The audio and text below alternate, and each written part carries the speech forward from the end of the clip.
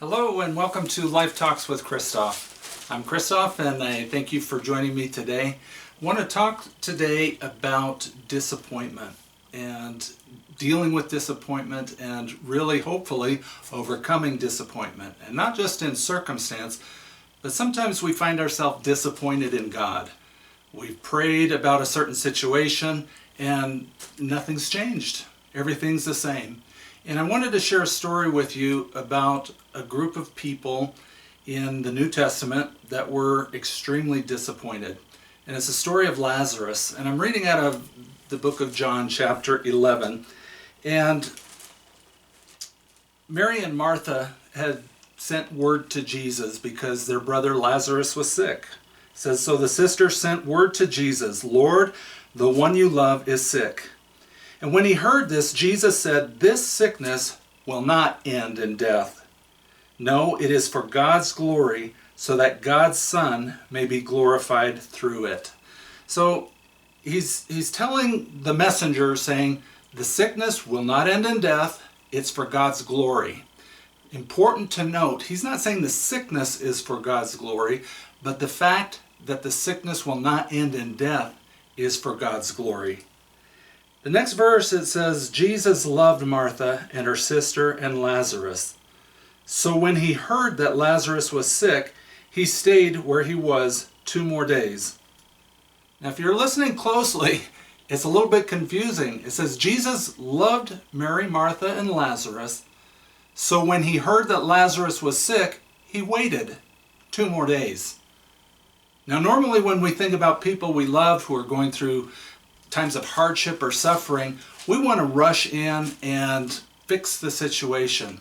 They knew Jesus as a healer, and that's why they sent word for him. But Jesus, because he loved them, it says he waited. Because he loved them, he waited. Why is that? Well, we read further on in the story that after he had went on to tell them, our friend Lazarus has fallen asleep, but I am going there to wake him up. Now, his disciples thought he was talking that he literally fell asleep. But Jesus said, Lazarus is dead, and for your sake I am glad I was not there, so that you may believe. But let us go to him. Now again, Jesus is saying something very peculiar. I'm glad that I wasn't there for your sake. Not, boy, we should have hurried, we should have rushed, I could have saved him. No, Jesus intentionally waited for 2 days. So we have to ask ourselves, why did he do that? When he finally arrived there, Martha ran up to him and she said, Lord, if you had been here, my brother would not have died. But I know that even now God will give you whatever you ask. And Jesus said to her, your brother will rise again. And Martha answered, I know he will rise again in the resurrection at the last day. And Jesus said to her, I am the resurrection and the life. He who believes in me will live even though he dies, and whoever lives and believes in me will never die. Do you believe this?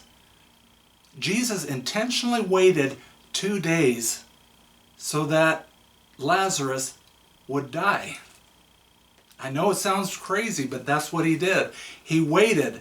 Now, the reason why, they knew Jesus as healer, but they did not know him as the resurrection. And because Jesus loved them so much, he wanted to reveal more of himself to them. They knew healer, but he wanted them to know, I am the resurrection and the life. So sometimes when Jesus delays in answering our prayers, it's not because he's disinterested or doesn't care. It's because he loves us and he wants us to get an even deeper revelation of his love for us, of who he is.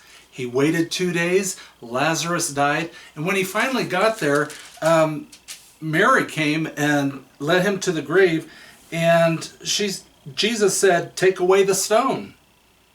But Lord, actually this was Martha, the sister of the dead man, she said, by this time there is a bad odor, for he has been there 4 days. Jesus said, did I not tell you that if you believed, you would see the glory of God? That's what he said at the very beginning when describing the story. He said, he told the disciples, this sickness will not end in death. And what happened? It ended in death. Lazarus was sick, he died, but Jesus said, this is not the end of the story. If you find yourself in the middle of a difficult time right now, realize it's not the end of your story. God's not finished with you yet. He hasn't written the final chapter. And in that final chapter, the stone was rolled away. And Jesus, once it was rolled away, he said, Father, I thank you that you have heard me. I knew that you hear me always. But I said this for the benefit of the people standing here, that they may believe that you sent me. When he had said this, Jesus called in a loud voice, Lazarus, come out! And the dead man came out, his hands and feet wrapped with strips of linen and cloth around his face. And Jesus said to them, take off the grave clothes and let him go. This is what was for God's glory. Not only am I a healer, but I am the resurrection and the life. If Jesus had not delayed, they never would have had that revelation. You need that revelation that Jesus is not just your Savior, which you don't get that revelation until you go through the hard times and say, I need someone to save me. You won't know that he's a healer until you go through sickness and cry out to Jesus and say, Jesus, heal me. You won't know he's your friend until you're lonely and you feel like everyone's abandoned you, and you look to Jesus and he reveals himself to you as your friend. When you're stressed out and just overcome with life, that's when you can reach out to Jesus and he can reveal to you that he's a comforter, that he's never going to leave you nor forsake you. So wherever you are at in your story today, reach out to Jesus. Let him reveal to you the next step, whether it be Savior, whether it be Comforter, whether it be Healer, or the resurrection and the life. Know that Jesus is reaching out to you. If this message has spoken to your heart, just say a prayer right now and say, Lord, I need you to touch my situation. I need a revelation of what it is that you're doing. God cares. He loves you. And even in this situation, when Jesus saw the mourners, Mary and Martha and all the others, it says Jesus wept. He cares about your situation, and he wants to touch you with his healing power, his resurrection power, his life-giving power. Turn to him today, and God's going to make a huge difference in your life. This has been Christoph with Life Talks with Christoph. If you like this message, click like below. Also subscribe. Let your friends know. God bless you, and know that Jesus is the resurrection and the life. God bless.